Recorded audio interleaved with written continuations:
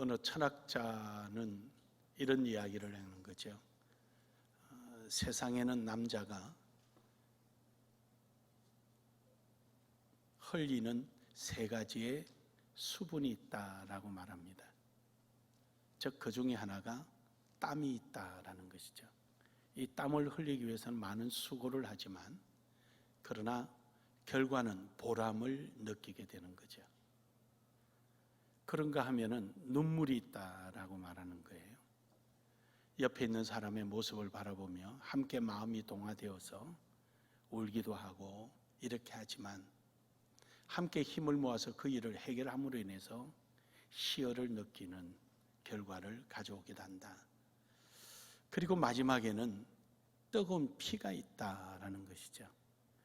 피를 흘린다는 것은 상당한 희생이나 대가를 지불하는 거지만 그러나 결과는 생명을 얻음으로 인해서 거기에 기쁨이 있다는 것이죠. 그러니까 결국 땀이나 눈물이나 피에는 다 기쁨이 숨겨져 있는 것입니다.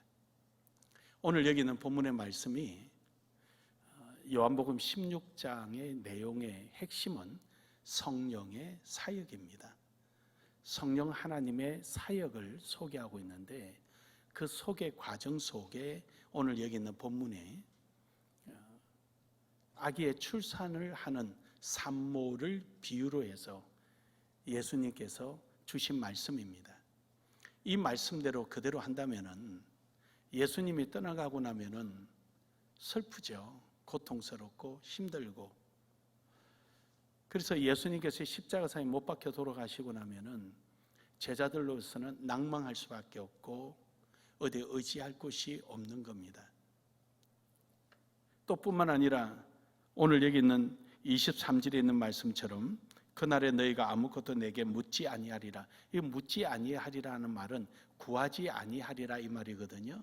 그런데 예수님이 계실 때는 구하고 찾고 이랬는데 안 계시면 우리 어떡하지? 뭘 우리가 충족시키지? 라는 불안감도 없잖아 있었을 것입니다.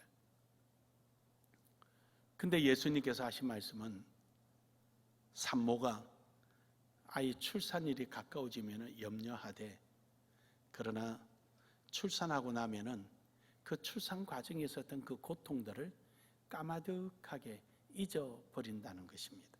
다 잊어버린다. 그런 것 같아요. 아이를 출산할 때는 막 고함을 지르고 하다가 그 다음에 또 아이 또 갖는단 말이죠.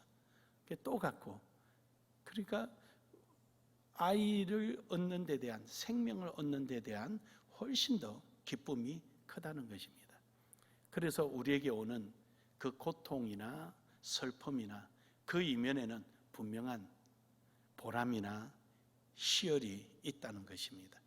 그래서 오늘 말씀의 제목을 슬픔 속에 감추인 기쁨이라는 제목으로 함께 은혜를 나누기를 원합니다. 오늘도 여러분은 본문을 통하여서 하나님의 기쁨을 찾으시고 여러분의 생활을 통하여 기쁨을 누리기를 주의 이름으로 축복합니다. 첫 번째로는 슬픔 속에 감춰져 있는 기쁨은 구원의 기쁨입니다. 우리는 구원에 기뻐해야 합니다. 오늘 여기서 예수님께서 이 해산의 고통을 십자가에 비유를 하신 겁니다.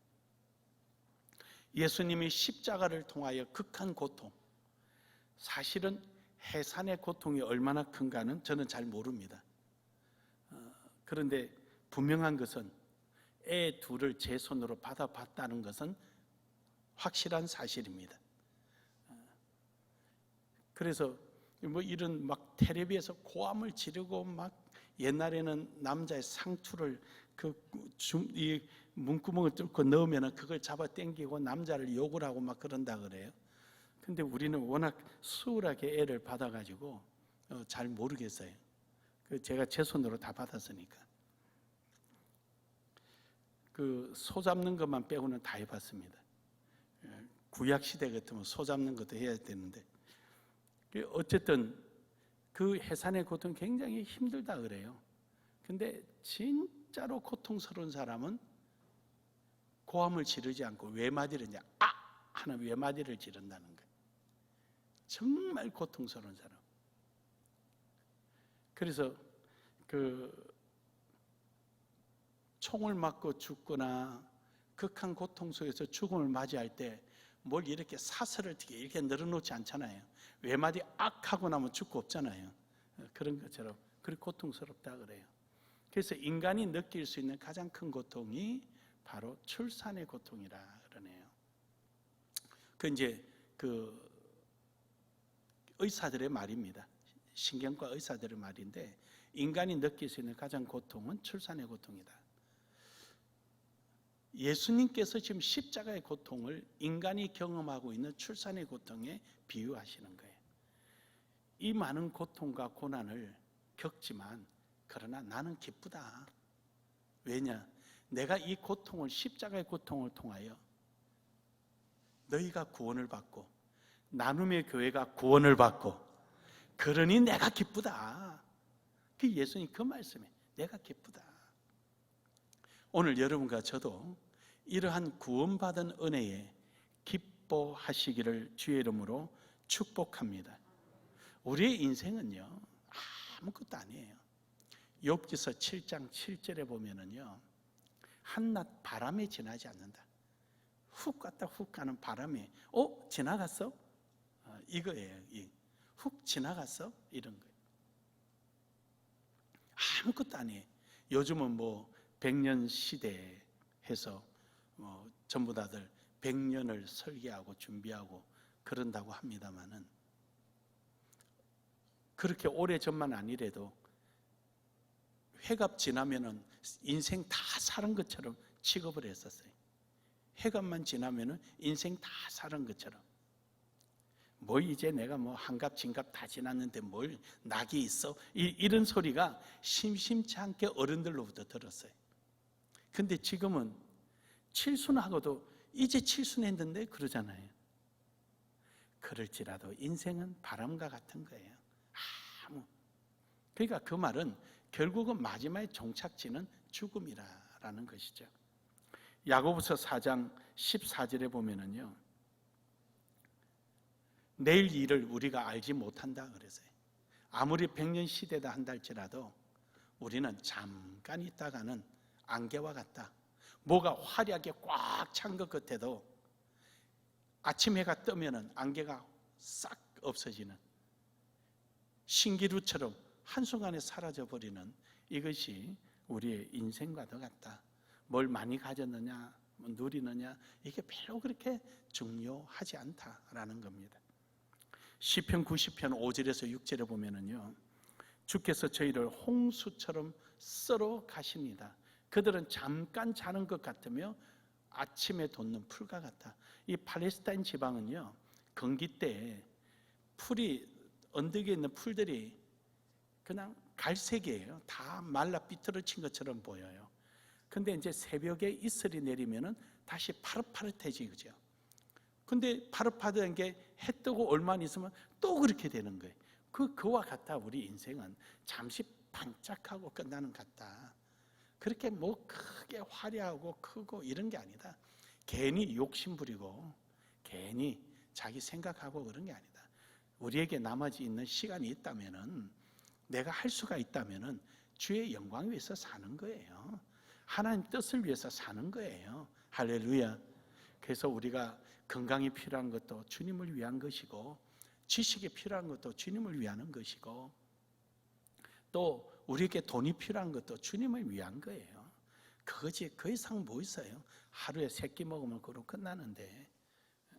그래서 여러분, 오늘 여러분과 저는 항상 영원한 구원의 길을 열어주신 주님 앞에 감사하며 기뻐하기를 주의 이름으로 축복합니다.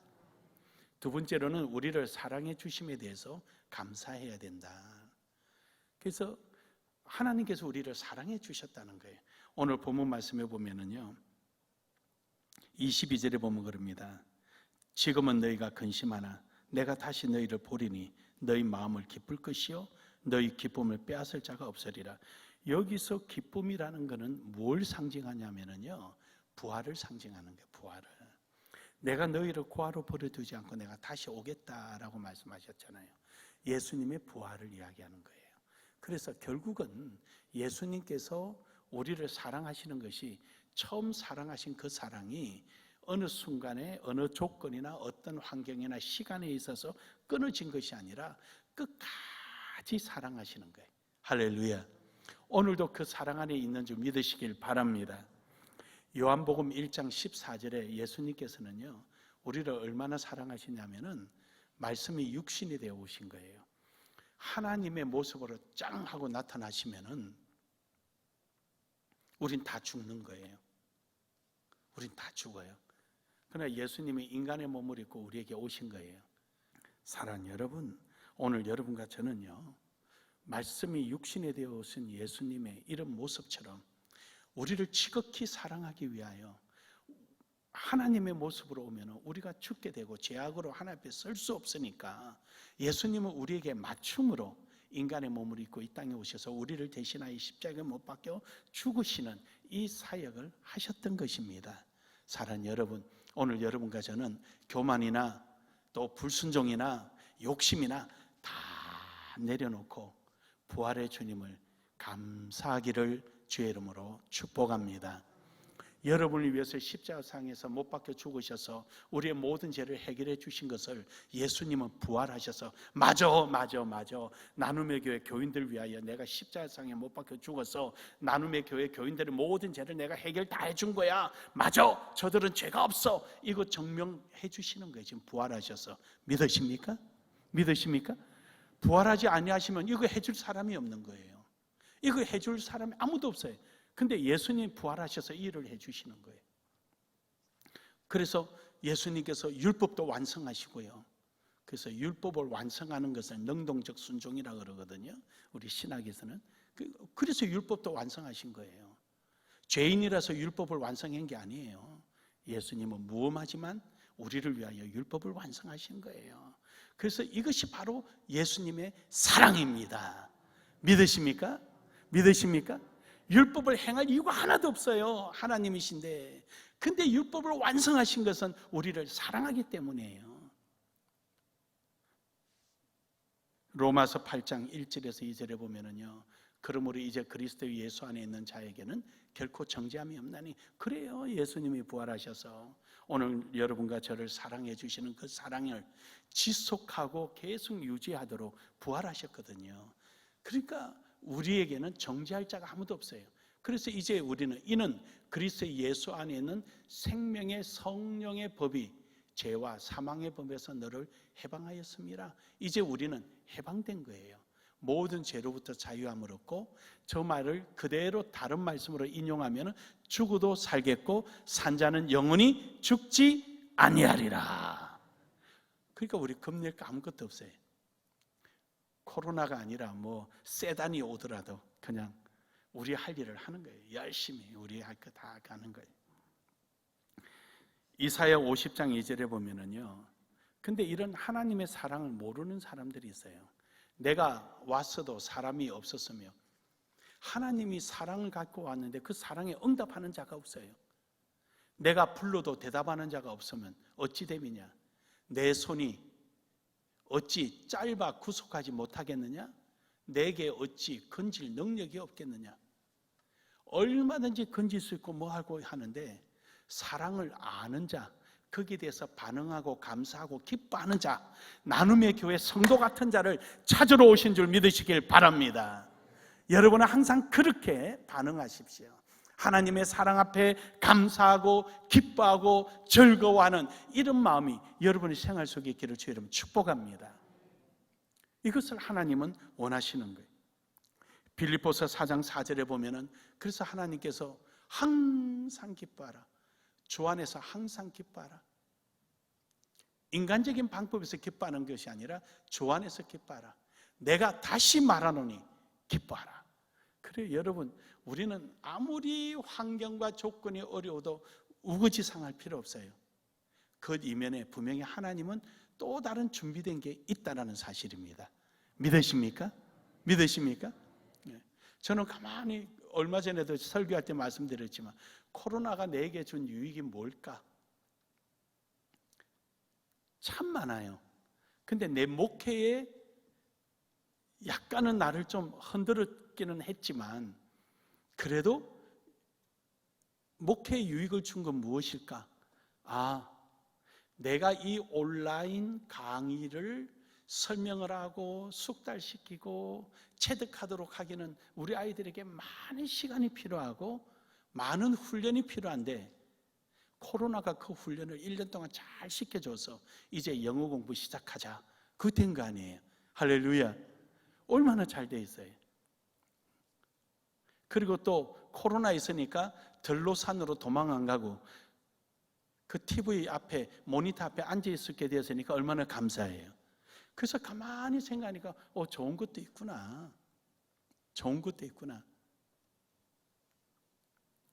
내가 이런 그 기독교 성경적 세계관과 기독교 가치관이라는 이 강의만 내가 안 다니면은 이 코로나 때문에 시간이 훨씬 많을 뻔했구나. 그 생각도 가지는.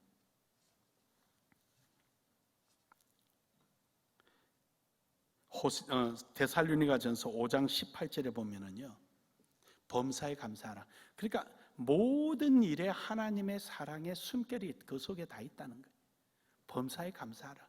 이것이 그리스도 예수 안에서 너희를 향한 하나님의 뜻이니라. 아멘. 어려워도 그 뒤에 뭔가 있고, 힘들어도 그 뒤에 뭔가 있고, 흘려야 될 땀이 있다면 보람이 있을 것이고, 괴로워서 흘려야 될 눈물이 있다면 뒤에 희열이 올 것이며, 하나님의 생명을 지키기 위하여 내 피를 흘렸다면 어딘가에 생명을 건졌을 것이니 오늘 우리는 크게 감사하며 최선을 다하며 나아가는 이런 신앙이 되기를 주의 이름으로 축복합니다. 호세아서 6장 6절에서 7절에 보면은요, 나는 인애를 원하고 제사를 원하지 아니하며 번제보다 하나님을 아는 것을 원하노라. 그들은 아담처럼 언약을 어기고, 아담처럼 언약을 어기고. 아담은 어땠습니까? 어떻게 언약을 어겼습니까? 어떻게 하나님을 아는 일에 소홀히 했습니까? 어떻게 아담은 외형적인 것만 이야기했습니까? 바로 그것은 하나님께서 주신 그 많은 것들을, 그걸 가지고 하나님 앞에 감사하고 기뻐하고 하나님의 사랑을 깨달아야 되는데, 그들은 도리어 그 많은 것들이 하나님을 대적하는 이유가 된, 배반하는, 언약을 어기고 반역하는 행위가 된 거예요. 마지막 선악과를 아는 그 열매까지 자기 손에 집어넣겠다는 거죠. 그 결국 하나님 앞에 감사를 모르는 사람은요, 결국 하나님에 대한 반역을 할 수 있는 여지가 있다는 거예요. 옆에 분 보세요. 반역할 뿐인가? 감사할 뿐인가? 내가 보기에는 다 감사할 뿐인데, 우리 인사 한번 합시다. 감사합시다. 감사합시다. 그 감사가 없으면 반역하는 거예요. 반역. 부모의 은혜에 대해서 늘 감사하고 그런 마음을 가지면 어떻게 불효를 하겠어요? 불효를 안 하죠. 로마서 5장 6절에 보면은요, 우리가 아직 연약할 때에 기약대로 그리스도께서 경건하지 않는 자를 위하여 죽으셨도다. 그래 여러분, 경건하지 않는 자, 아직 그리스도께서 경건하지 않는 자, 조건을 갖추지 못한 자, 나눔의 교회 교인들을 위해서, 김상윤 목사를 위해서 예수님이 죽을 만한, 십자가에 매달릴 만한 조건이 아무것도 성립 안 되는 거예요. 십자가에 대신 죽을 만한 이유가 아무것도 없는 거예요. 그것이 경건하지 않는 자를 위하여, 그 말이에요.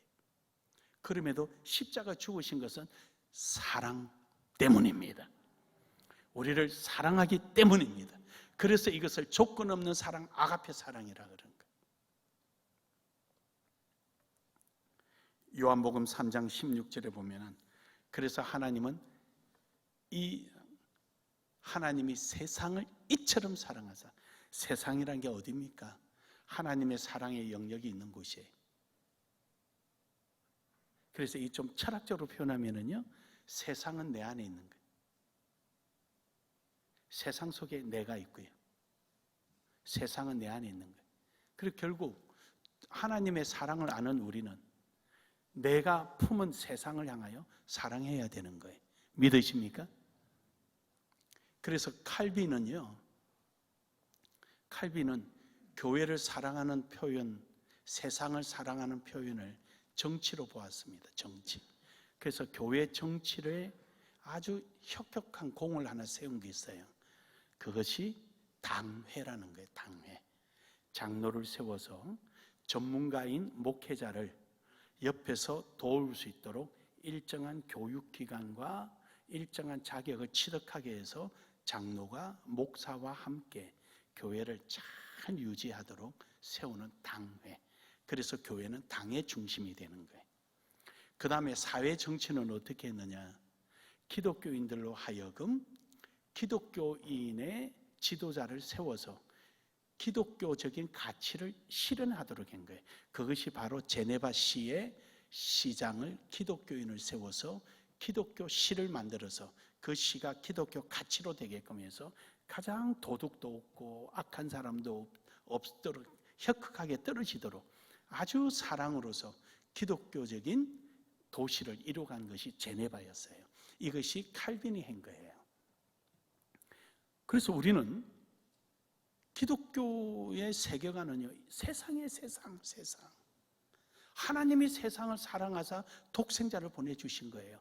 헬라인이 됐든 유대인이 됐든 자유자가 됐든 갇힌 자가 됐든 누가 됐든 간에 할렐루야, 우리는 그들을 향하고 있는 거예요. 그래서 세상은 내 안에 있고 나는 세상 안에서 하나님 뜻을 이루어가는 거예요. 이것을 두고 성경은 우리에게 이래요. 나눔의 교회 교인들아, 너희는 세상의 소금이요 빛이라. 할렐루야, 할렐루야. 여러분은 이게 바로 기독교 성경적인 세계관이요, 기독교적인 가치관이에요. 이걸 좀 잘 알았으면 좋겠어요. 잘 알았으면. 요즘 목사님들한테 내가 이 강의 해주느라고 쫓아다니고 있는 거예요. 사랑하는 여러분, 요한복음 13장 34절에 보면은요, 새 계명을 너희에게 주노니. 새 계명이 뭐예요? 이전에 있던 계명은 뭐였어요? 율법이었죠. 율법은 어떤 율법의 세계관은 어디 있습니까? 그럼요, 유대인에게만 있는 거죠. 언약이 있다라는 유대인에게만 있는 거죠. 그들의 세계관은 유대인이에요. 그 밖은 전부 다 생각도 하지 않는 거예요. 근데 예수님께서 우리에게 새 계명을 주신 거예요. 뭐예요? 사랑이었어요. 할렐루야. 이 사랑은 요한복음 3장 16절에 내가 세상을 이처럼 사랑하사 이 사랑을 주신 거예요. 그래서 우리의 성경적 세계관은요, 이 세상이에요. 믿으십니까? 우리의 가치관은요, 이 세상을 향하여 내가 열심히 주의 뜻을 전하는 것이에요. 믿으시면 아멘 합시다. 그거예요. 여러분, 나눔의 교회 우리 교인들은요, 성경의 올바른 지식의 뜻이 무엇인가를 깨닫고 그것을 확산시키고 전하고 나누어서 이 시대에 하나님 앞에 인정받는 여러분 되기를 주의 이름으로 축복합니다. 나는 여러분의 인생을 조금도 도둑질 안 한다고 제 양심에 걸고 제가 약속하고 있어요. 여러분의 인생이 뭡니까? 하나님의 영광을 위해서 수고하고 애쓰고 신앙생활하고 교회 나오고 여러분 봉사하고 헌신하는 것, 이것이 헛되이 끝나게끔 하지 않고 온전히 하나님 앞에 영광이 되도록 제가 인도하겠다는 것입니다. 목회자로서의 양심을 걸고. 사랑하는 여러분, 우리 주님의 사랑 앞에 아멘하며 기뻐하며 감사하며 찬양하기를 주의 이름으로 축복합니다. 축복합니다. 요한일서 4장 16절에 보면은요, 하나님이 우리를 사랑하시는 사랑을 우리가 알고 믿었노니. 하나님은 사랑이시라. 여러분, 하나님이 우리를 사랑하시는 사랑을 우리가 알고 믿었노니. 우리는 사랑을 몰랐어요. 우리는 그게 사랑인 줄 알았더니 내 이기주의적인 욕구예요. 욕구. 또 이해관계였어요.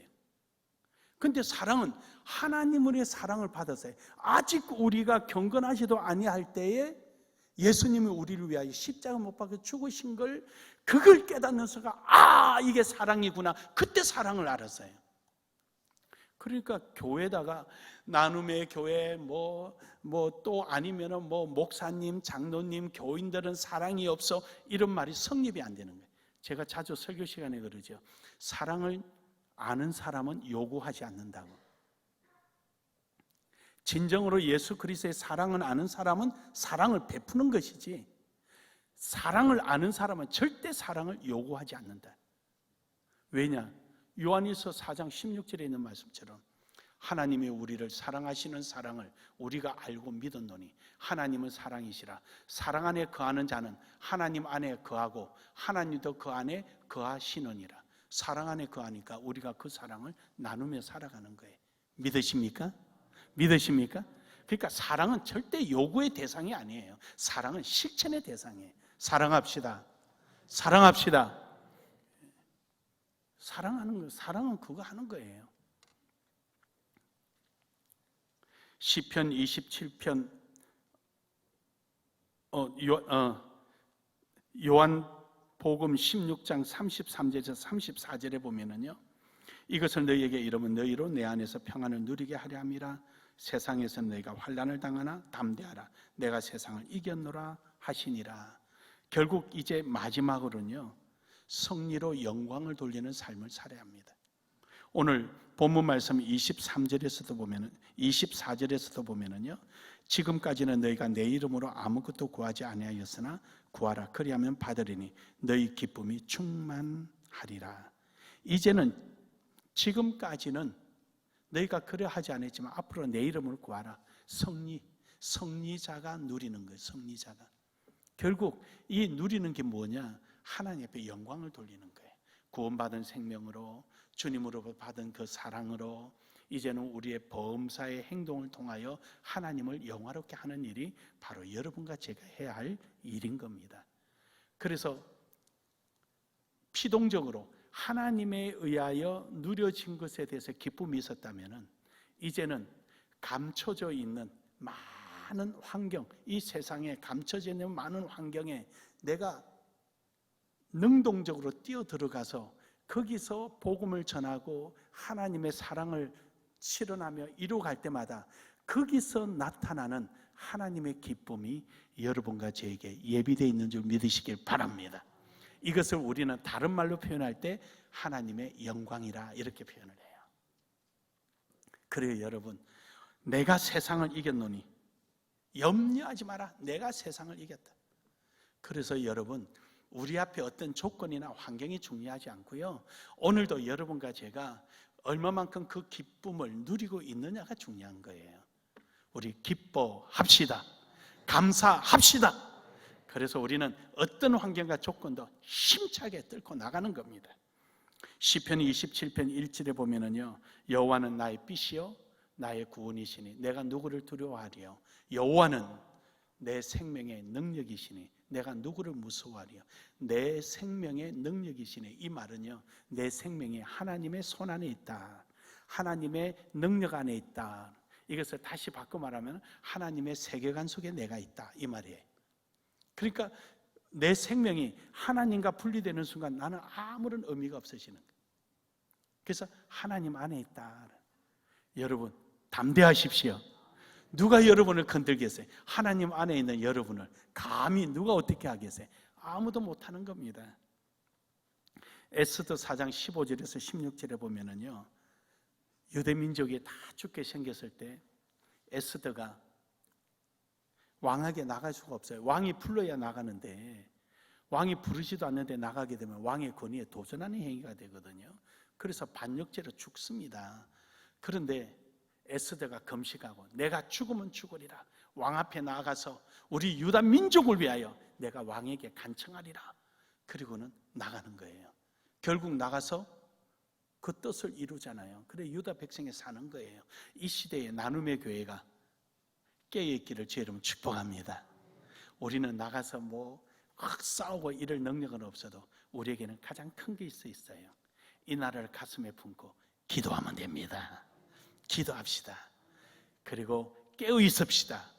옳고 그름을 바로 판단할 수 있는 지혜를 가지시길 바랍니다. 마지막으로 사도행전 27장 25절에서 26절에 보면은요, 사도 바울이 로마로 지금 압송되고 있습니다. 로마 가면 그는 죽어요. 그런데 큰 풍랑을 만났잖아요. 이 배가 정신없이 그냥 이리 치고 저리 치고 표류하는 거죠. 근데 이때 담대하게 바울이 나가서 그럽니다. 여러분이요, 안심하라. 나는 내게 말씀하신 그대로 되리라고 하나님을 믿노라. 하나님이 나를 로마 황제 가이사에게 그 앞에 세울 텐데 가이사 앞에 가기 위해서 하나님은 이 배를 파손시키지 않을 것이다. 아마 이렇게 풍랑이 일어도 분명히 어느 한 섬에 잘 도달하게 해서 우리 생명을 건질 것이다. 걱정하지 마라. 우리 이러한 담대함이 있기를 주 여러분 축복합니다. 우리의 환경 속에 아무리 어렵고 힘들고 제한된 조건이 다 있지만 우리가 활동하는 반경이 그 지름이 좀 줄어든 거예요. 짧아진 거예요. 아멘. 여러분과 저는 변함없어요. 여러분과 저는요, 하나님께서 우리 주 예수 그리스도께서 십자가 못 박혀 죽으시고 영생을 주시고 생명을 주신 바로 그 모습은 변하지 않았어요. 믿습니까? 아무리 우리의 활동 반경이 코로나로 인하여 여러 가지 문제로 좁아졌더라도 하나님의 사랑은 오늘도 임하고 있습니다. 오늘 우리에게 좁아진 이 환경 속에라도 한 달째라도 우리는 쉼없이 담대하게 하나님이 주신 은혜로 복음을 전파하며 영광을 드러내는 멋진 나눔의 교회가 되기를 주의 이름으로 축복합니다. 축복합니다. 축복합니다.